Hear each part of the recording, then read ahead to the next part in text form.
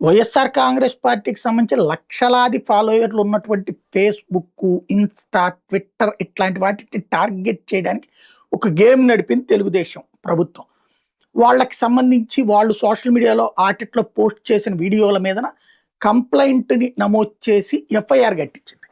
ఆ ఎఫ్ఐఆర్‌ని ఆ సంస్థలకి పంపించి హోంశాఖ ద్వారా ఆ పోస్టులు తీసేపించమంది. అది తీసేపిస్తే ఈ పార్టీ తప్పు చేసిందని అనిపిస్తది. కాబట్టి వీళ్ళు తీయలేదు. అలా తీయకపోతే ఆ వాళ్ళకి సంబంధించినటువంటి అకౌంట్సే క్లోజ్ చేయాలన్నటువంటిది ప్రభుత్వం నుంచి ఇచ్చిన ఆదేశాలు లేదా గైడ్‌లైన్స్‌కి అనుగుణంగా అవి తీసేశారు.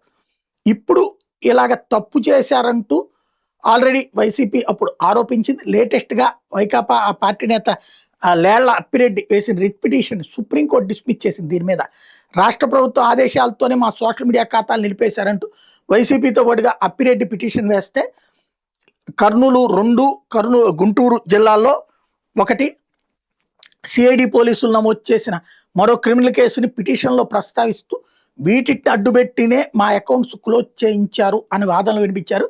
అయితే పూర్తి వాదనలు వినడానికి సుప్రీంకోర్టు విముఖత వ్యక్తం చేస్తూ ఇందులో మేమేం జోక్యం చేసుకోలేం, మీరు హైకోర్టుకే వెళ్ళండి, మీ రాష్ట్ర హైకోర్టులోనే దీన్ని తేల్చుకోండి అంటూ జస్టిస్ దీపాంకర్ దత్త, జస్టిస్ షీల్ నాగోల ధర్మాసనం తేల్చి చెప్పడంతో సుప్రీంకోర్టులో కొట్టేయడంతో మళ్ళీ హైకోర్టుకి రావాల్సి వచ్చింది.